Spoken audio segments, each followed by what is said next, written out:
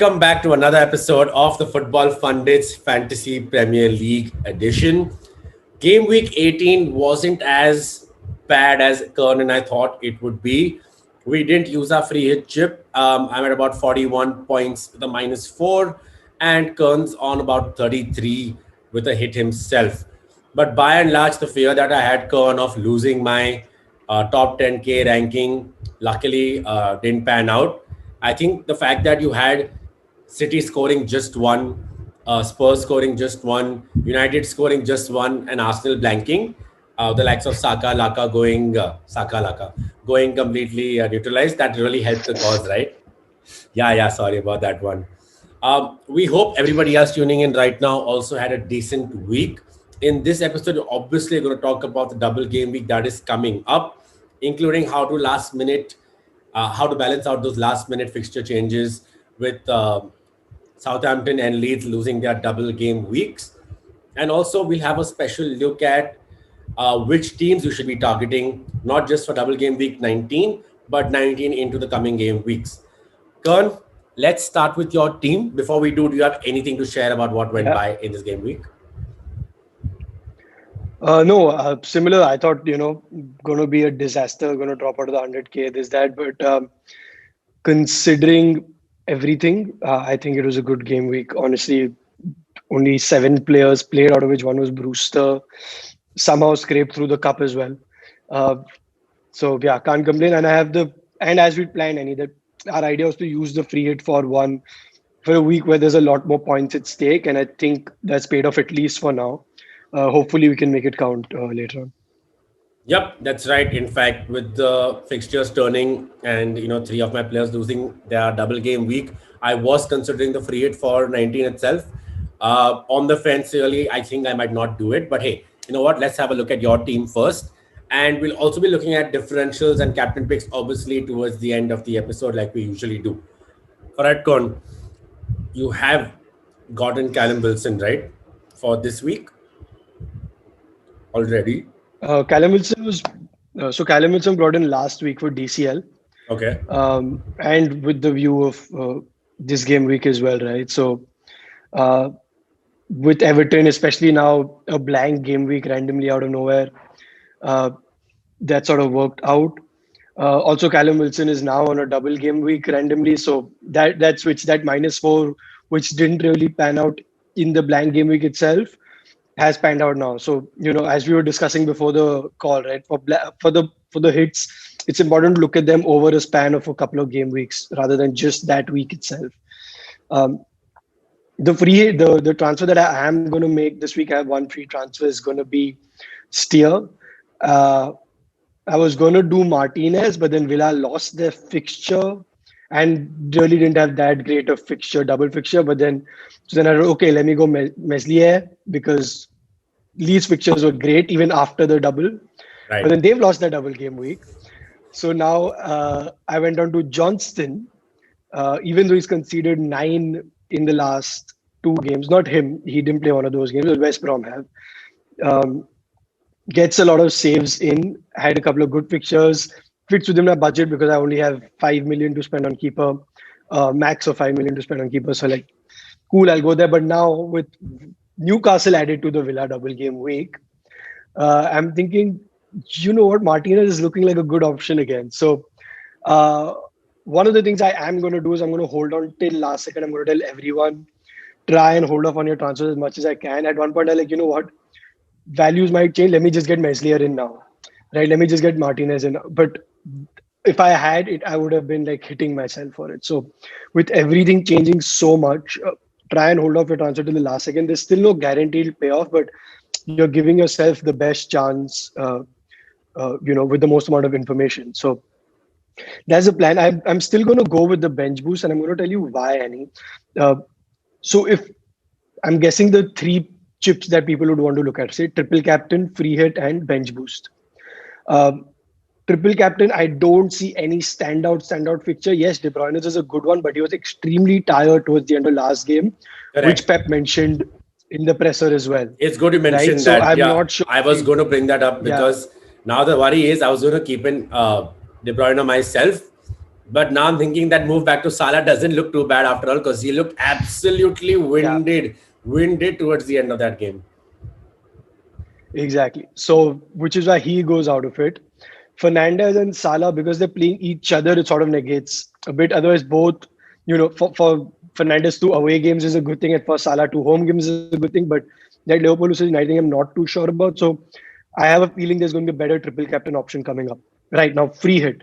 The ideal position you want to have if you're playing a free hit and double game week is you have 22 fixtures essentially, right? 11 players, two each, 22.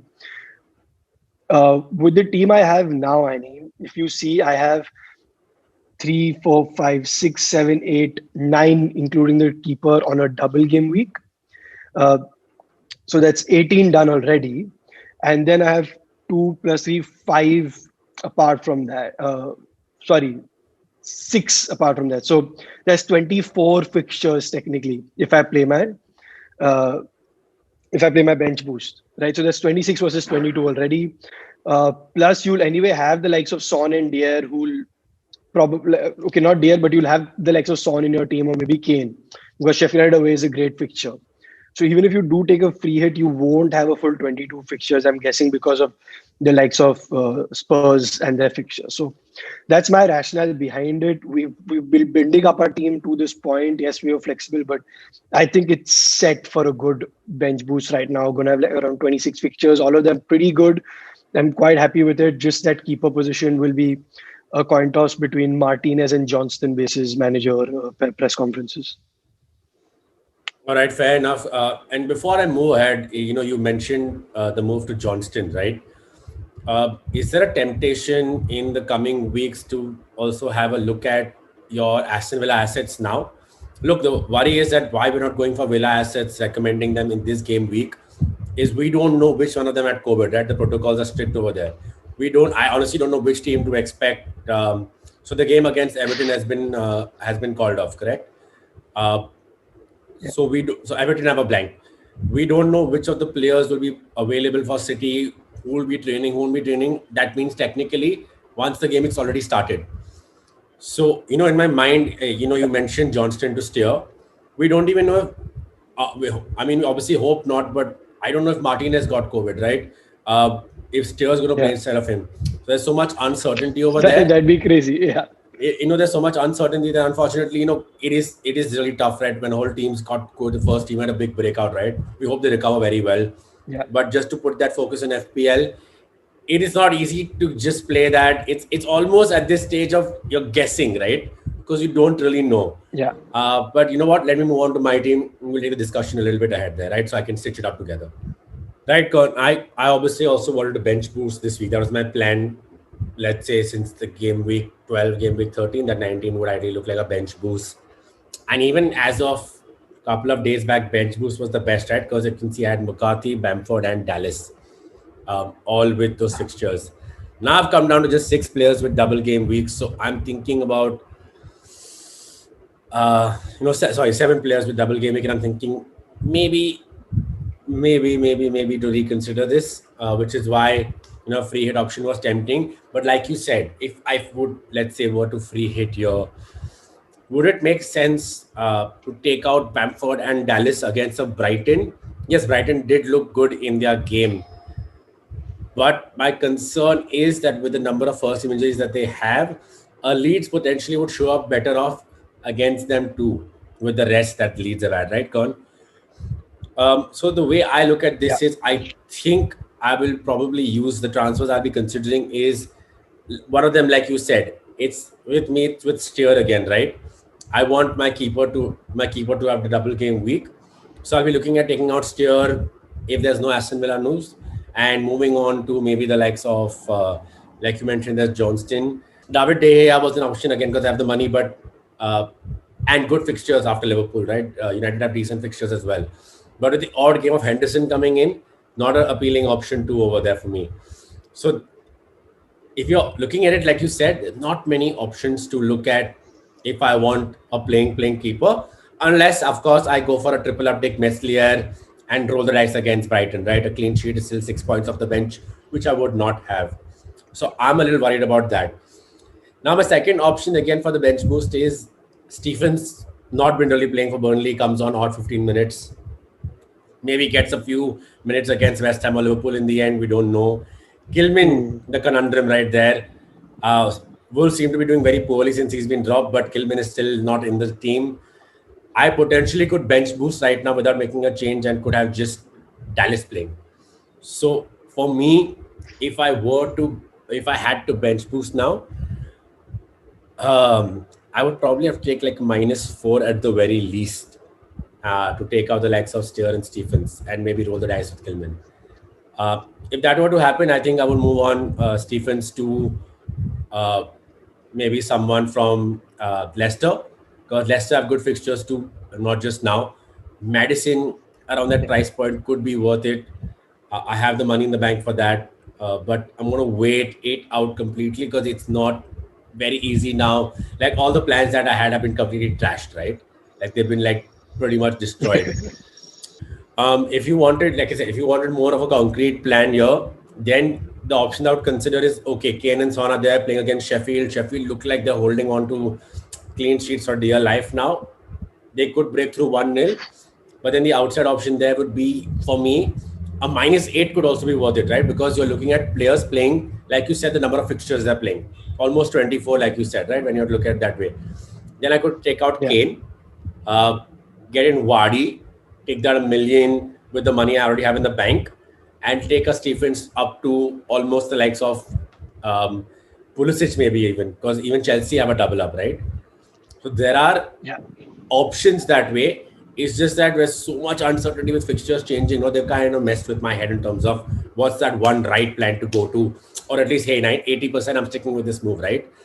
So yeah, if I had to Yeah. sum up this confusing rant by me, I think um, the keeper steer is someone I'm going to keep an eye on till the last minute.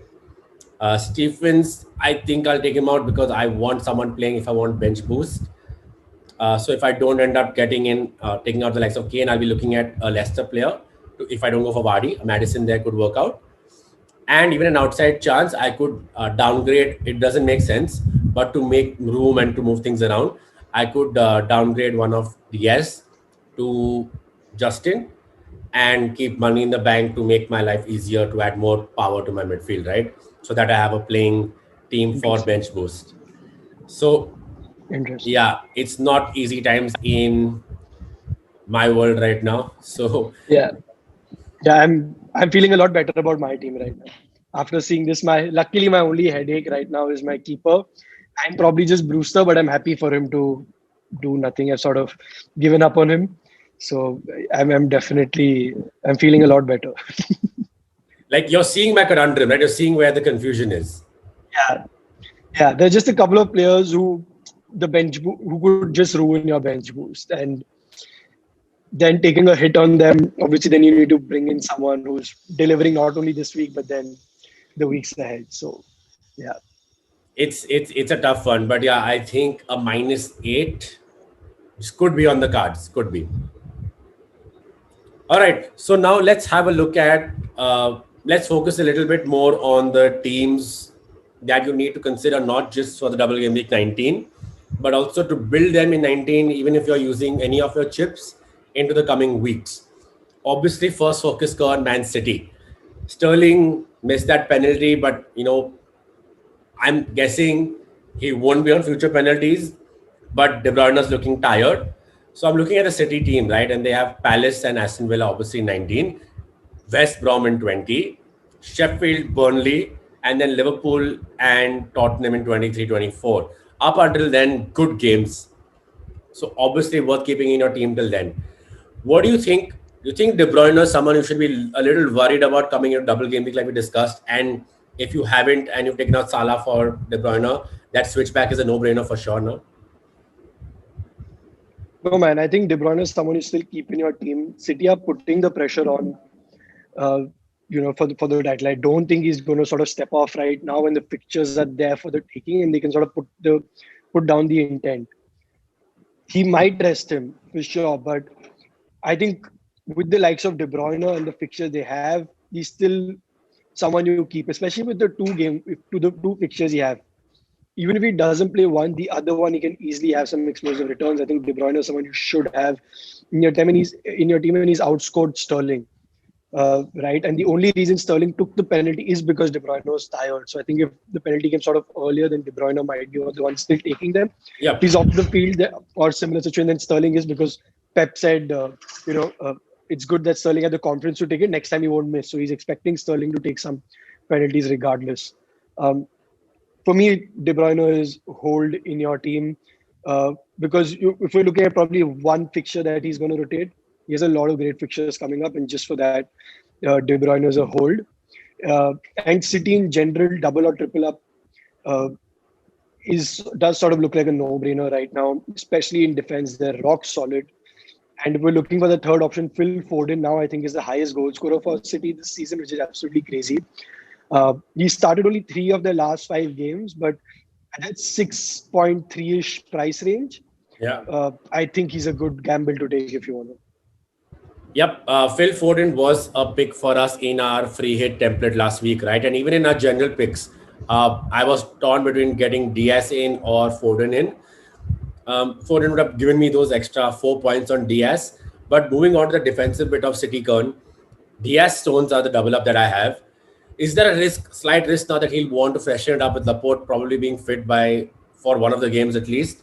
Or do you think Stones and Diaz are set in stone and set there and they're not going to move for either of those games?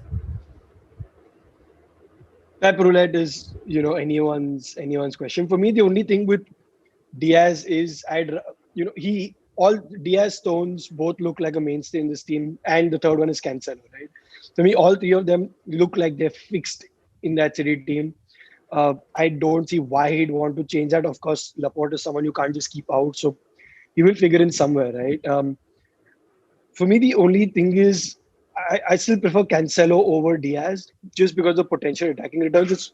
It's crazy that he's not got an attacking return still, Cancelo. The underlying stats are incredible, but I think it's about time it sort of comes, right? So for me, Cancelo over Diaz is just for that reason, but because we've seen that Cancelo starting even at right back, if he's Right. not if he's Yeah. starting Mendy at left back, right, or Yeah. Zinchenko. So I don't think he's going to remove Cancelo. So for me, it's Pep roulette, dude. In the end, any two of those three work, any one of those three work. But Cancelo, just because the attacking potential is a higher ceiling and is therefore a bit more appealing to me. Okay, fair enough. Let's move on to the next team then. Manchester United. Yes, they play Liverpool. That is the big one right there. Like Karn mentioned, the Salah, Bruno cancelling it out, which is why while we're talking about my team, I wasn't too sure that De Bruyne Salah switches that 100% on. After they play Liverpool, United play Fulham, obviously 19. Then they have Sheffield, Arsenal, Southampton, Everton, West Brom, Newcastle. Arsenal, Everton, in their not the best fixtures, but not the worst as well, right? What do you do? Is there All right. room to say, Karn, that let's look at Son, not just for one game week, right?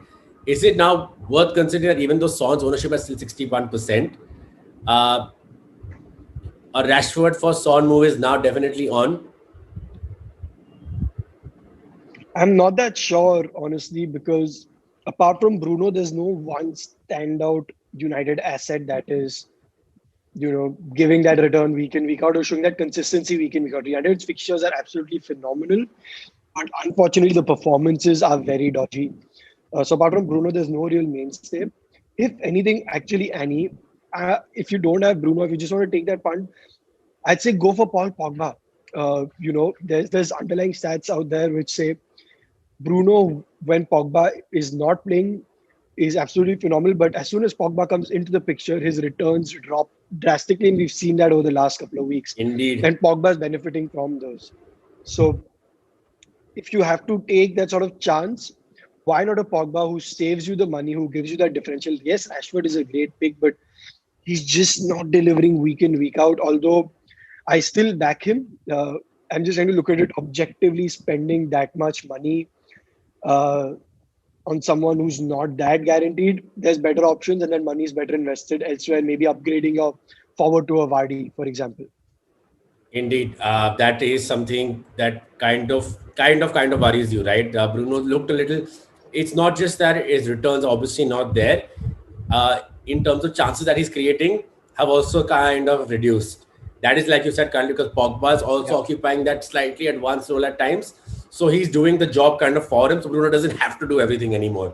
But if you're an FPL Yeah. manager who owns Bruno, that's a little worry for you. If you're a United fan, it just balances out in the end. Uh, Looking at now another team like you mentioned, right? You spoke about Jamie Vardy. Let's have a look at Leicester. Leicester themselves have decent fixtures. They have Southampton, Chelsea, obviously in 19, Everton, Leeds, Fulham, Wolves, Liverpool in between, but then Aston Villa. They have a decent about ish run till game week 25. Okay, with Liverpool in 24. Yeah. Justin, obviously, we spoken about. He's a good pick in your team. I had Justin from the very start. I took him out in I think game week 15 or 16. Worked out for me, three blanks there technically, as including that last Yeah. minute concede against Crystal Palace. So that's Justin at five again would be a great option because even though the other fullbacks are fit, it looks like Justin would most likely not be dropped or rested. So Justin at his price point is great. Now looking at Karn, Vardy at 10.1, like I said, with Harry Kane. Let's say make that change, you move things around. Kane 11.1, Vardy at 10.1. Uh, got his rest in. He mentioned in his presser, Brendan Rodgers, that Madison Vardy were carrying niggles and they needed this rest and rehabilitation time, right? So hopefully that means that they've got their rest and Vardy will start both the games. Worth considering, especially if you've taken that Salah to De Bruyne move, you don't have enough money to go back to Salah. You could consider. I know, look, for me, this whole thing about the battle between the Spurs assets, I'm not taking them out since I've got them, right? And they could get those returns against Sheffield. You never know. They could just again turn up because against Fulham, they had chances. Spurs had the chances. Yeah. Son could have had a hat trick, right? Nothing to do with how Fulham were great towards the end, but Spurs could have buried this game easily in the 60th minute itself. So is it then worth they're saying, okay, you know what, double game week only, Vardy coming in, double the chances of scoring, decent fixtures, not the best, but definitely by no far the worst, right? It's not like what Fulham has. So what do you think? Is it worth considering that? I'm, so Kane is giving you returns between Kane and Vardy pick. The only reason I'm saying Vardy is one, double fixture, two, the fixtures to follow are great. So, if you just look at the odds of getting more points from Vardy, say, with that switch over the next 3-4 weeks, logically he should be getting you those points over that period, right? So for me, just for those reasons, just sort of looking at it analytically, Vardy makes more sense over Kane.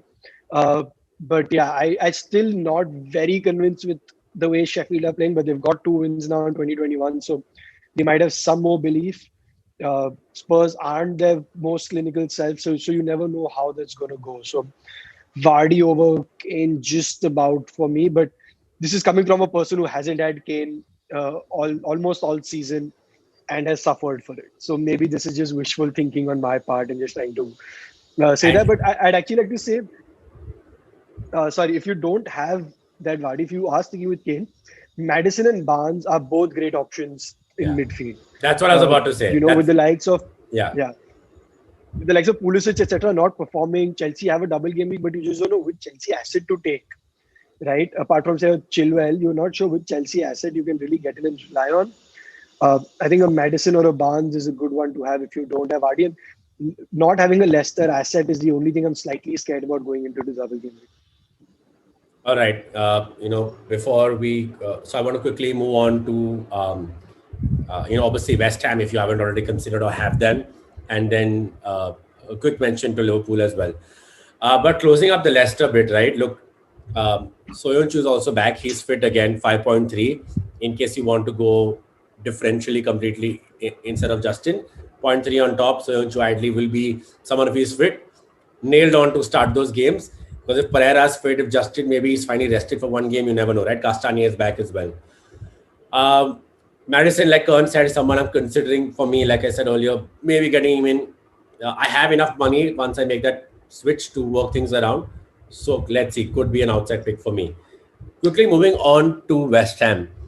Cresswell / Kufal, nailed on in your team, either or, right? Kufal just simply for his price. Yeah. Cresswell because there's more likely returns of assist over there. Soucek, nailed on again, no brainer. Your Fornals are now out. Your Bowen has not been looking too good. So Soucek is nailed on there.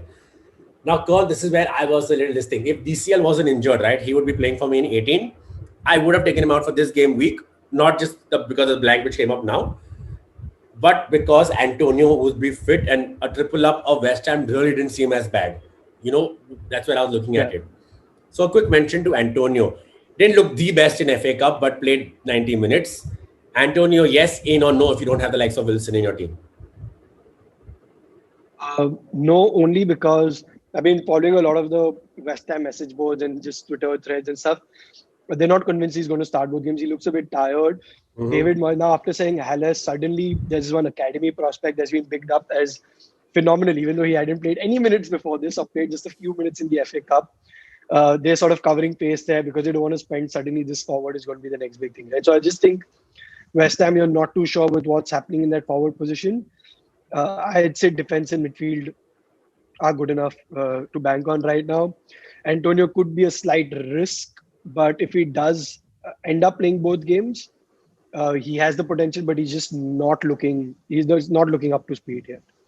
Okay, fair enough. So Cresswell slash Soucek and Cresswell slash Kufal and Soucek are your players to consider on West Ham. If you are making a keeper move outside chance, definitely you can look at Fabianski as well. Not a bad for his price point. He's at 5.1 in the Aston Villa range. There was a yellow mark on Fabianski though earlier, so keep an eye out on that one.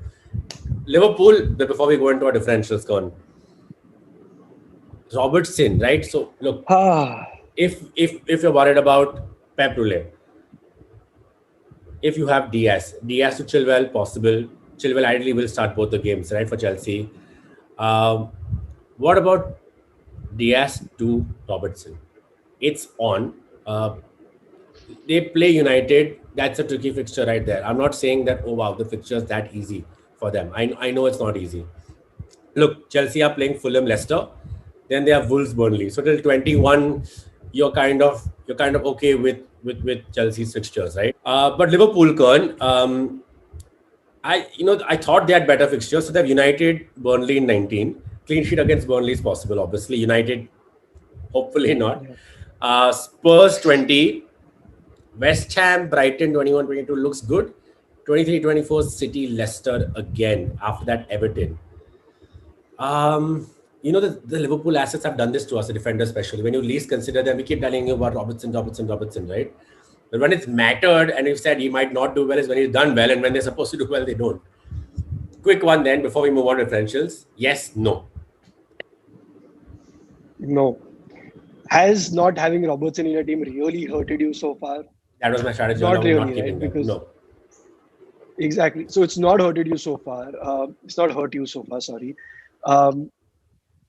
They have so many injuries as well, right? You have yellow flags on almost every player now. You're not sure where their defense is, what is happening. Not the best fixtures, too expensive, better options elsewhere. There's just too many reasons to not have them. The only pro is a high ceiling, but are they really delivering on those high ceilings recently? Again, no. So I just think there's too many reasons to say no. So unless it's like a massive gut feeling, then by all means, FPL is for that. Go out, have fun with your gut feeling and do all of that. But otherwise, no, I'm not scared about not having Liverpool defensive assets right now. We keep saying this every couple of weeks that, maybe that changes in a couple of weeks, but it hasn't. So once again, maybe it changes in a couple of weeks, but right now it hasn't. It hasn't. Yep, that's pretty much where I'm at about that as well. I think if at all you're worried about a slight rotation, like I said, Chilwell would be a nailed on for Chelsea. So price difference between Diaz Chilwell, not that much. Could worth be considering. Moving on now then to our differentials. And just a quick roundup before we definitely do that. A chip ideally would be definitely the way to go for this game week as well. But like you've seen with my team, it's not that easy if you were banking on Leeds and Southampton in your team, if you had the Southampton defenders, if you had the Leeds defenders to make up that ideally 10 or 11 starters who were in double game weeks, right? Kern, then your differentials coming down to that, making up some ground. Who is your differential for this week? Yeah, the differential for me is Harvey Barnes. Uh, I think he's been doing well. He's getting some attack. He's got some attacking returns in the last couple of games as well. Good fixtures for Leicester, not only the double game week, but after that as well. 4.1% ownership, good price. Harvey Barnes. Yeah, 100%. Madison is the player for me, like I said, which is why I was considering him in my main team discussion. Uh, they are playing Chelsea in that second game, but I do fancy them against Chelsea. I don't, in terms of clean sheets, yes, they could lose that, but I do see them causing Chelsea some trouble. Only time will tell, and honestly, a lot of that depends on Jamie Vardy, the man himself. Talking about And also the important player. Southampton fixture that they're playing. Sorry, also the Southampton fixture that they're playing. Southampton are without Ings. He's tested positive for COVID.